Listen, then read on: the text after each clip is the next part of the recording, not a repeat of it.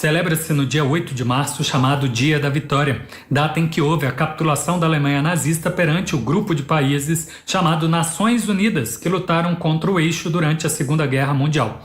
A guerra só acaba em definitivo quando, no dia 30 de novembro, o Império Japonês também capitulou, ou seja, entregou as armas sem qualquer condicionante.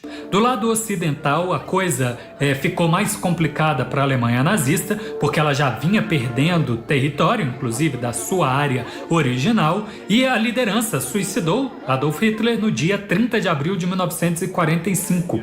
No dia 2 de março, a coisa fica ainda mais complicada quando as tropas soviéticas tomam a capital alemã, Berlim, e aí a liderança tentou capitular e entregar as armas exclusivamente perante a liderança dos Estados Unidos, perante o general Dwight Eisenhower, em Paris, no dia 7 de março. Porém, por pressão britânica, francesa e soviética, houve um agendamento para a capitulação acontecer perante a liderança das quatro potências. Foi agendado para acontecer na capital Berlim no dia 8 de março. O tratado foi assinado naquela data às 23 horas e 1 minuto.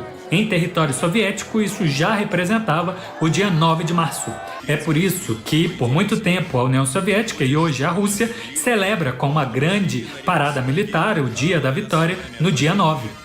Especificamente, eles nem fazem referência ao Dia da Vitória, eles preferem chamar de Vitória da Grande Guerra Patriótica, para representar uma conquista de orgulho, a reconquista de território perdido, a conquista de zona de influência que existiu no passado perante o Império Russo e também uma vitória diante um desafio à sua própria existência. Afinal, durante toda a Segunda Guerra Mundial, foram mais de 26 milhões de soviéticos que perderam a vida durante o combate. Quase 9 milhões de soldados e, no mínimo, 13 milhões de civis. Tem aí uma disputa entre estudiosos, de qual foi o número total.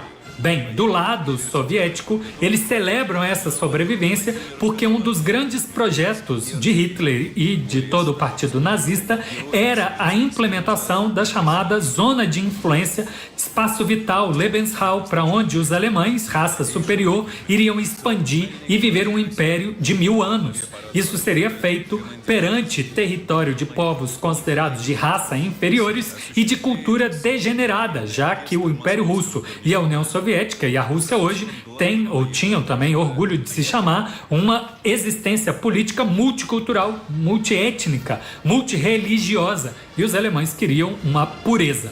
Bem, durante a ocupação nazista do território soviético, houve a morte de civis por inanição e por trabalho forçado e, considerado, portanto, povo inferior, eles correram um risco de vida significativo.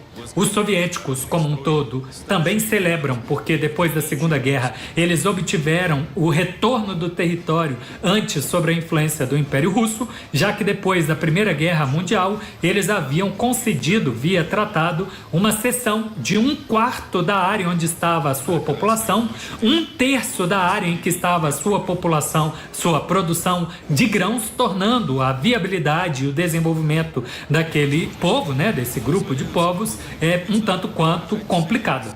Eles também têm muito orgulho dessa guerra patriótica porque consideram que foi o fim de um ciclo de 120 anos em que o povo e o território foram invadidos pelo Ocidente por 3 vezes. A primeira vez pelo Napoleão e pela França Revolucionária no início de 1800, a segunda vez pelo Império Alemão no início de 1900 e a terceira pelos nazistas na grande Operação Barbarossa, que durou 5 meses e só nela foram mais de 8 milhões de soldados tentando defender o território. Foram necessários ainda mais 4 anos para a reconquista e a liberação de outros povos durante a Segunda Guerra Mundial.